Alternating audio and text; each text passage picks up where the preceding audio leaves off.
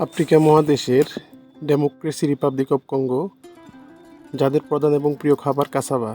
Cassava হচ্ছে আমাদের দেশে অনেকটা শিমুল গাছের মতো দেখতে, শিমুল গাছের মতো হলেও আকারে অনেকটা ছোট। এই গাছের মূলটা হচ্ছে মূলত কাসাবা।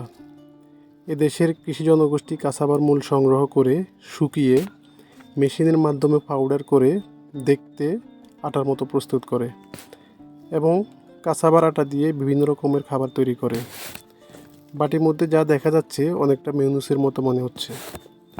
এই ছেলেটি লোকাল কঙ্গোলিস হলেও ইসলাম ধর্মের অনুসারী। নাম তার খালিদ, যদিও 7 মাসের মধ্যে একদিনও মসজিদে তাকে দেখি নাই। ছেলেটি মাসিক বেতন ভিত্তিতে আমাদের কাজ করে। আমাদের মেসে মাছ মাংস এত মজা করে খায় না, এতটা মজা করে এই খাবার খাচ্ছে সে। খায়ার কান্দে স্যার, এই ম্যাচে স্যার তো ভালো ভালো গোস্ত মাছ রেখে স্যার কাঁচা আটা খাইতে ওদের কাছে ভেরি টেস্টি।